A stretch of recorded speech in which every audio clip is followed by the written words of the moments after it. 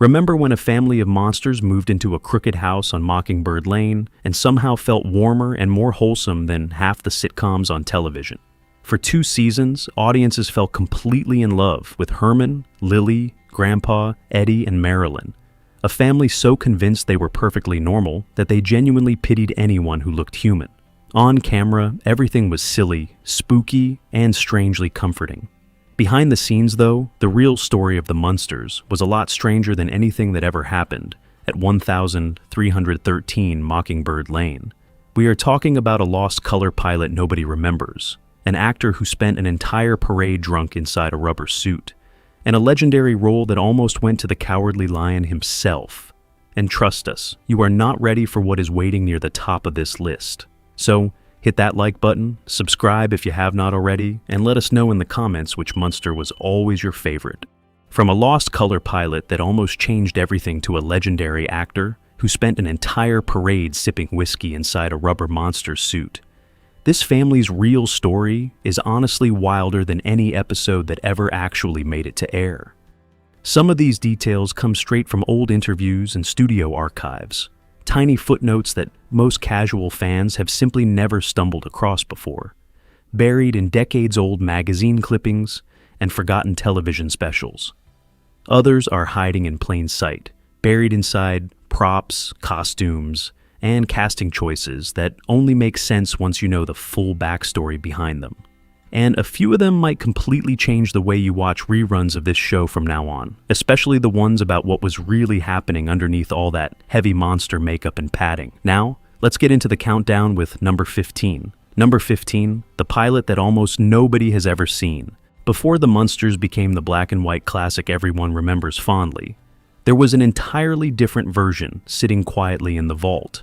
The original unaired pilot from 1964 was shot in full color, and it starred an actress named Joan Marshall in the role of the Munster matriarch. Except in that version, she was not playing Lily at all. The character was named Phoebe instead, and the whole family dynamic felt noticeably off compared to what eventually made it to air.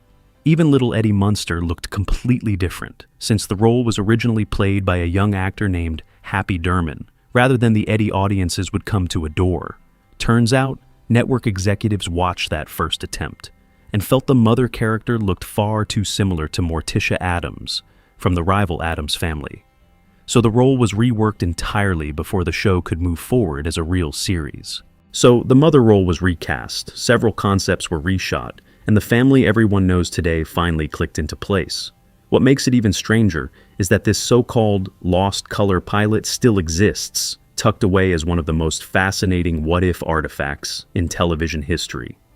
Imagine an alternate universe where the Munsters premiered in vivid color with an entirely different cast chemistry from day one. It might have looked flashier, sure, but would it have felt like home? Probably not. And somehow, the version that almost never happened, the reshot, recast, black and white family sitcom, is the one that became a beloved piece of American pop culture forever. Believe it or not, that original color footage occasionally resurfaces in retrospectives, giving modern fans a rare glimpse of a Munster family that technically existed for only a few weeks before being quietly erased from television history. Number 14, the color show that was forced to go black and white. Here is where it gets weird for a completely different reason. From its very inception, the Munsters was supposed to be a full-color production, and as we just mentioned, its earliest pilot proved that was entirely possible.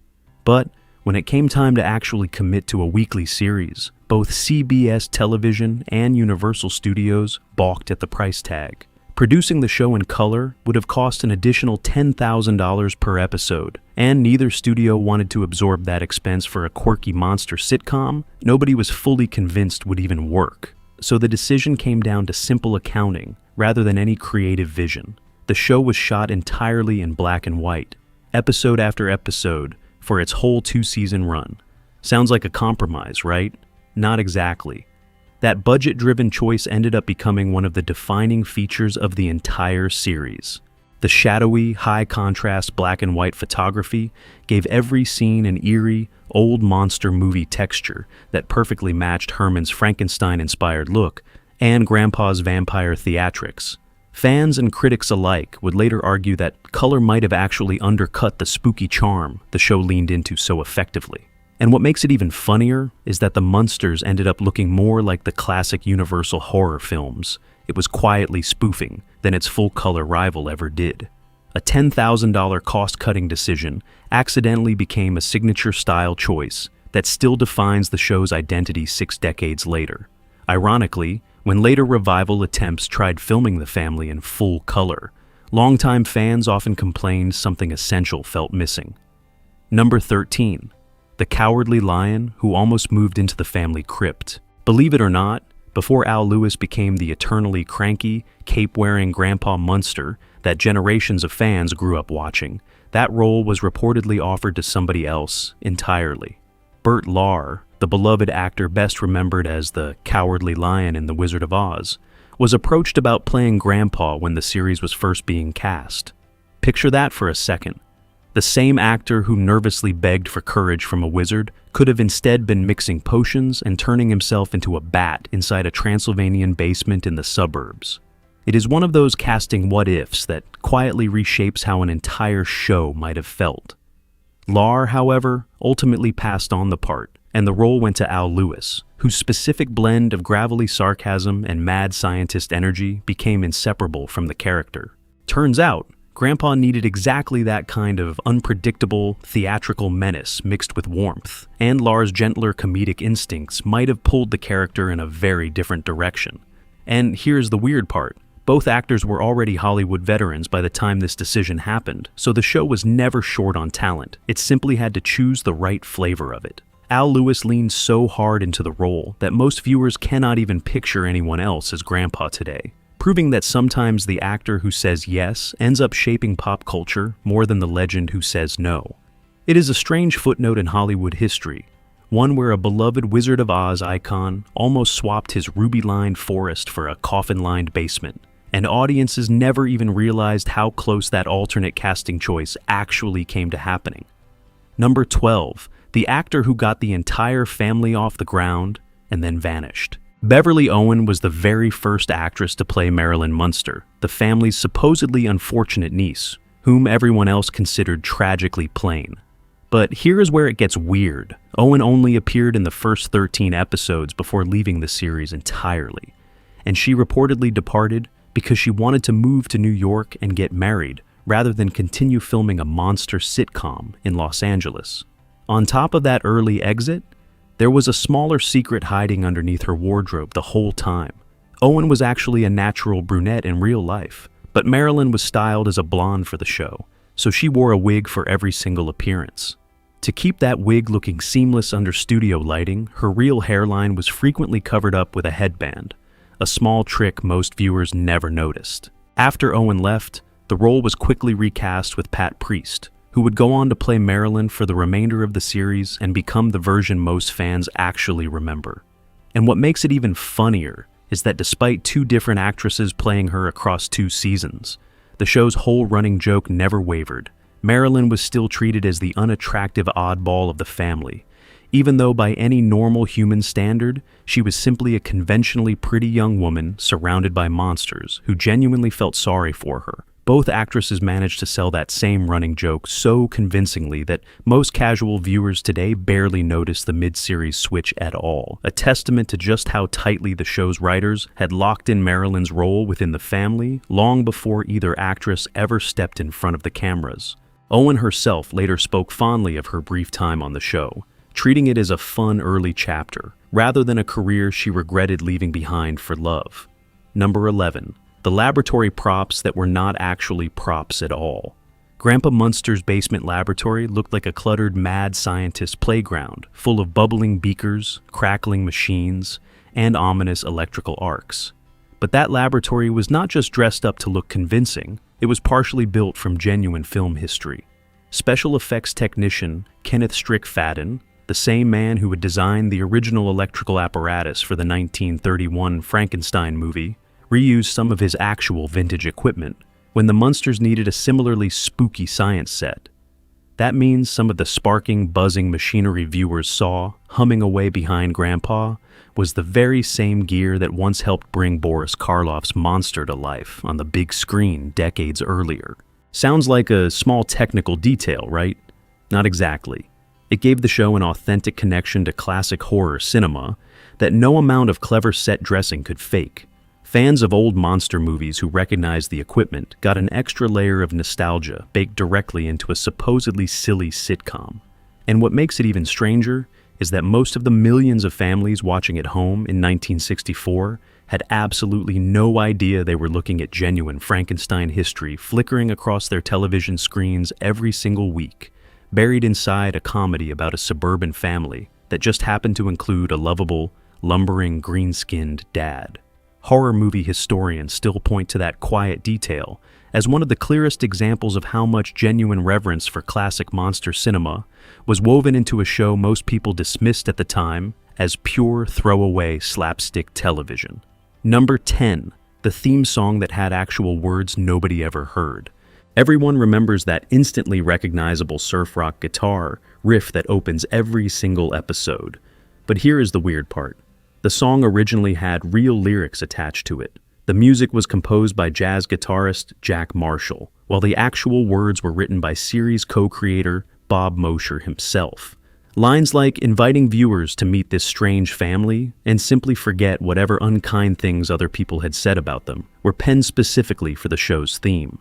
But those lyrics never once aired on television. Instead, they were quietly tucked away and released only on a 1964 novelty album called At Home with the Munsters, meaning most fans who grew up watching the series never knew the iconic instrumental they hummed along to was originally meant to be sung, and what makes it even stranger is how far that guitar riff has traveled since then.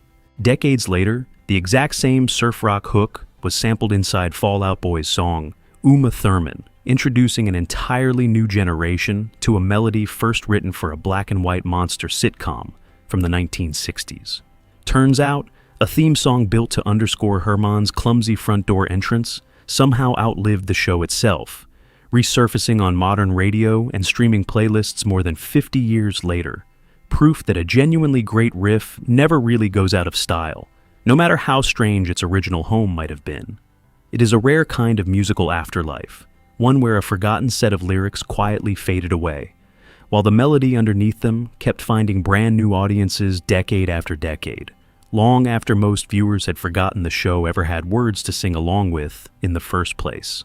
Number 9, the future Riddler who sold the Munsters a used car. Long before he became one of the most iconic villains in Batman history, actor Frank Gorshin made a memorable guest appearance on the Munsters as a nervous, fast-talking car salesman trying to close a deal with the family. At the time, Gorshin was simply a working character actor bouncing between television guest spots, and nobody on set had any particular reason to think he was destined for lasting pop culture fame. But here is where it gets weird in hindsight. Just 2 years later, Gorshin would step into the neon green suit of the Riddler on the campy 1966 Batman series, delivering a performance so memorable that it earned him an Emmy nomination and cemented him permanently in comic book history.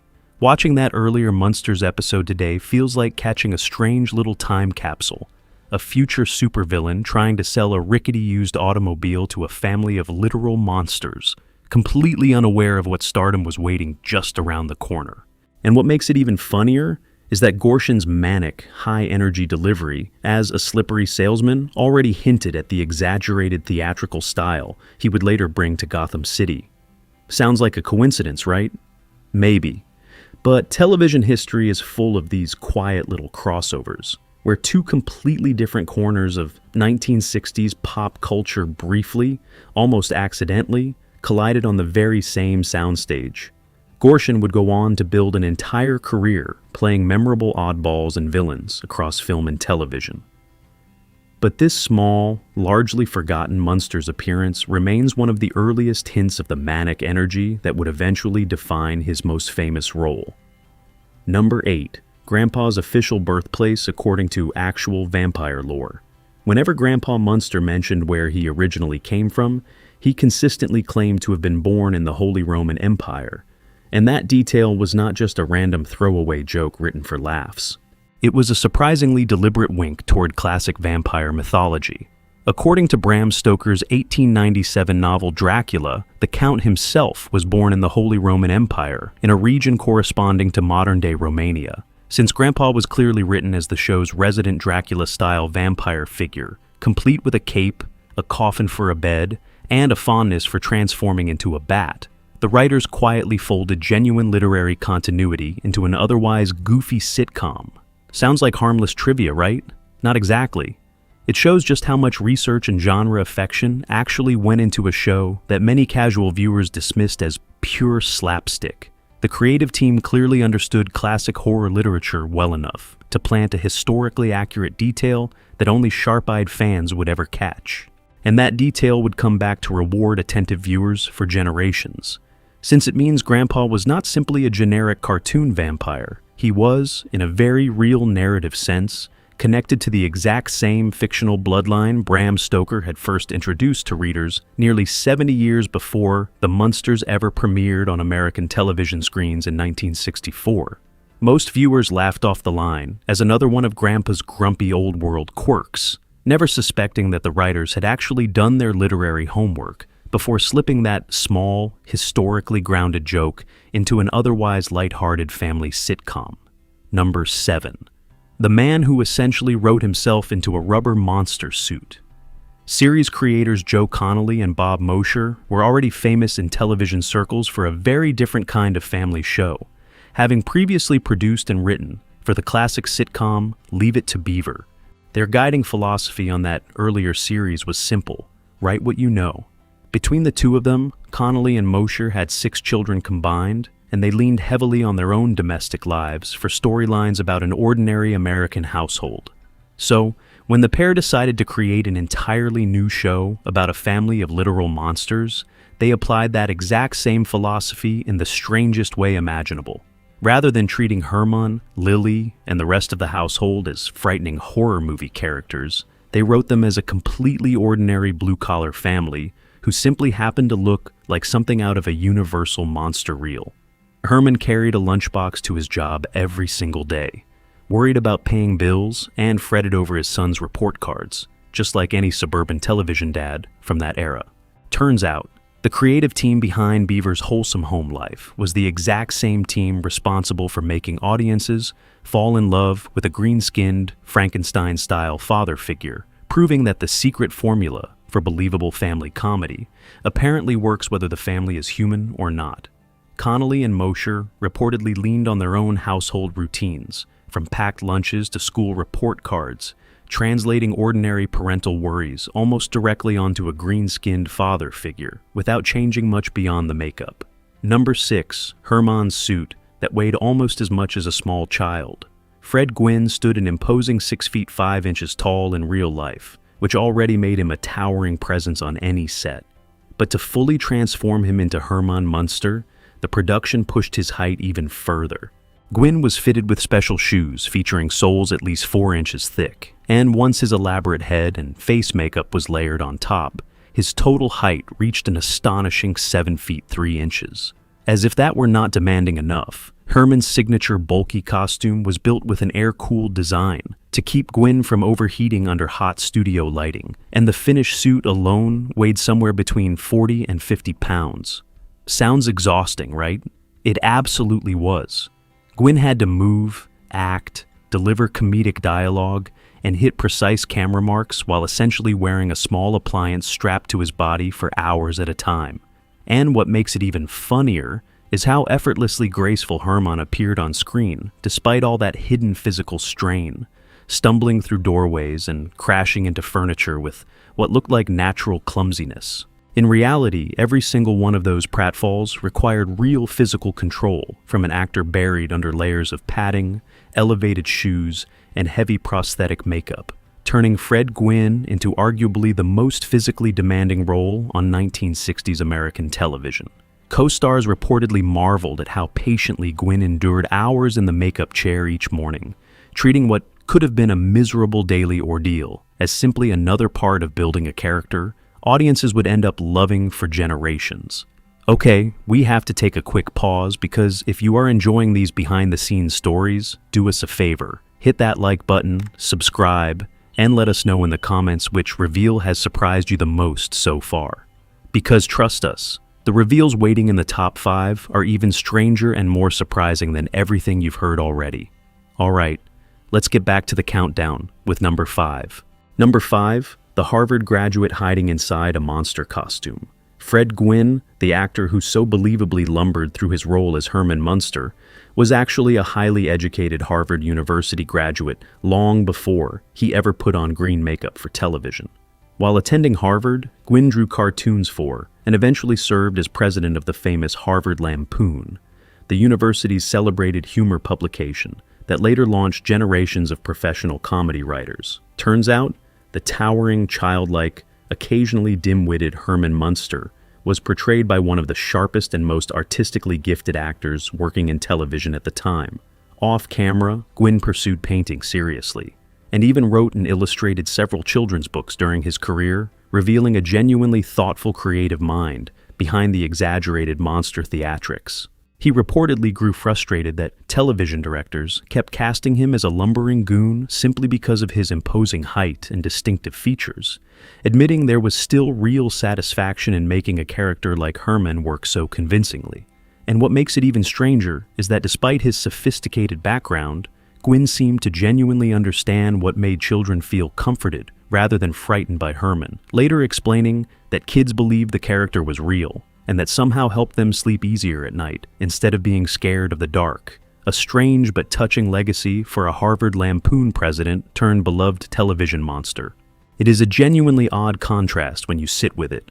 One of the era's most articulate and creatively accomplished actors, spending years shuffling through hallways in heavy elevated platform boots, grunting his way through slapstick pratfalls that most audiences assumed required nothing more than a big man and an oversized costume.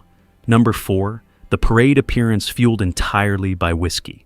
As the Munsters climbed in popularity, its stars faced constant requests to make public appearances promoting the show and its enormous wave of licensed merchandise. Fred Gwynne largely avoided these events, since transforming into Herman required so much time and expense that it rarely felt worth the publicity value of cutting ribbons at store openings. But one rare exception happened during the 1964 Macy's Thanksgiving Day Parade, where Gwynne appeared in full Herman costume alongside Al Lewis as Grandpa. Sounds like a fun family outing, right? Not exactly. Gwynne later confessed to TV Guide that surviving the entire parade route required steady sips from a bottle of whiskey the whole way through, joking that he essentially had to get thoroughly drunk just to keep smiling and greeting children for roughly 40 city blocks straight. Picture that scene for a moment, one of America's most recognizable television monsters, sweating inside 40 to 50 pounds of padded rubber suit, quietly nursing a flask, while waving cheerfully at delighted families lining the parade route.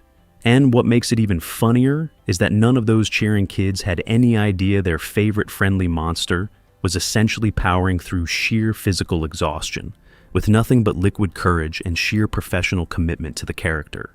Gwynne apparently viewed the whole ordeal as simply part of the job, treating one of television's most surreal parade appearances with the same understated, self-deprecating humor he brought to interviews throughout his entire career. Number 3, the monster family that Universal already owned. When comparing the Munsters to its famous rival series, The Addams Family, one crucial advantage rarely gets mentioned. Because Herman was designed as a direct visual homage to Frankenstein's monster, and Grandpa was styled after Dracula, Universal Studios was working with monster archetypes the studio itself already legally owned from its classic horror film library. The Addams Family, by contrast, had to invent its entire cast of ghoulish characters completely from scratch, without any pre-existing cinematic monster iconography to lean on for instant visual recognition. Turns out, that built-in familiarity gave the Munsters a genuine head start, with audiences who had grown up watching Universal's classic monster movies for decades. Viewers instantly recognized Herman's flat-top head and neck bolts, or Grandpa's cape and widow's peak, without the show needing to explain a single thing. Sounds like a small production detail, right? Not exactly, since it shaped the entire visual identity of the series and connected a brand new 1964 sitcom directly to over 3 decades of established horror cinema history. And what makes it even stranger is that this same monster movie pedigree also gave Grandpa's laboratory access to genuine vintage effects equipment, further blurring the line between a lighthearted family sitcom and an actual extension of Universal's own horror movie universe. It is a genuinely clever piece of studio strategy in hindsight, quietly repurposing decades-old cinematic assets into brand new television revenue without audiences ever fully realizing just how much authentic monster movie history was hiding in plain sight. And it is exactly why the Munster family always felt more visually iconic than most of their small-screen competitors. Number 2, the family that thought everyone else looked deformed. The entire comedic engine driving the Munsters relied on one clever reversal. The family was completely convinced they themselves were perfectly normal, while genuinely ordinary human beings struck them as physically strange or even outright hideous. This flipped exactly the assumption most viewers naturally brought into the show. The clearest example involved Marilyn, the family's supposedly unfortunate niece, whom Herman, Lily, and Grandpa constantly pitied for being so tragically unattractive. In reality, of course, Marilyn was simply a conventionally attractive young woman surrounded by monsters, making the family's genuine sympathy for her looks land as an ongoing joke episode after episode. Turns out, this exact same comedic trick was also used by the Addams family around the very same time, where normal visitors were treated as the ones behaving strangely whenever they fled the Addams household in terror. But the Munsters pushed the gag even further by centering it directly on physical appearance within their own family unit. And what makes it even funnier is how consistently the show committed to this reversal, never once breaking the illusion that Herman's family genuinely believed human faces looked odd, awkward, and somewhat pitiable compared to their own comfortably monstrous features. That consistent commitment to the bit is exactly why the joke still lands with modern audiences discovering the show for the first time, since flipping ordinary beauty standards on their head remains a surprisingly clever and endlessly rewatchable comedic foundation, one that still feels sharper and more self-aware than plenty of comedies made decades later. Number 1, the 2 seasons that somehow never really ended. Despite everything you have just heard about tight budgets, dramatic recastings, and a lost color pilot, The Munsters premiered on September 24th, 1964, and became an immediate rating success right out of the gate. But here is the truly weird part. The entire original series lasted only 2 seasons, totaling just 70 episodes before it was canceled. Sounds like a short run for a show this beloved, right? Not exactly, because that brief network lifespan barely slowed the show down at all. The Munsters has remained continuously present in television syndication ever since, running on local stations, cable networks, and eventually streaming platforms for 6 decades straight, introducing the family to generation after generation of new viewers who never watched a single original broadcast. Turns out, a modest budget monster sitcom that struggled to even get proper color funding ended up building a legacy far larger than its original network run ever suggested it would. And that detail would come back to define the entire franchise, spawning spin-off films, a 1960s feature movie, later reboots, and endless merchandise decades after the cameras originally stopped rolling at 1313 Mockingbird Lane, proving that 70 episodes were apparently more than enough to make a family of monsters immortal. More than 6 decades after that first broadcast, new viewers keep discovering the show through streaming platforms, and the crooked house at 1313 Mockingbird Lane remains just as instantly recognizable today as it was to audiences tuning in for the very first time back in 1964. A rare kind of staying power that very few short-lived 1960s sitcoms ever managed to achieve. And there you have it, 15 wild and surprising facts about the Munsters. Which ones shocked you the most, and which ones did we miss? Drop it in the comments because we always love hearing from you. And if you want more deep dives into the stars, shows, and stories you grew up with, make sure to subscribe and stick around. From a lost color pilot buried in the archives to a Harvard Lampoon president hiding under layers of green makeup, The real history behind 1313 Mockingbird Lane turned out to be every bit as strange as anything the family ever encountered on screen. 60 years later, Herman, Lily, Grandpa, Eddie, and Marilyn are still finding new fans, still turning up in reruns and streaming libraries somewhere, and still proving that a family of monsters trying their best to fit into an ordinary neighborhood never really goes out of style, and probably never will as long as television keeps being rerun. We've got plenty more where this came from.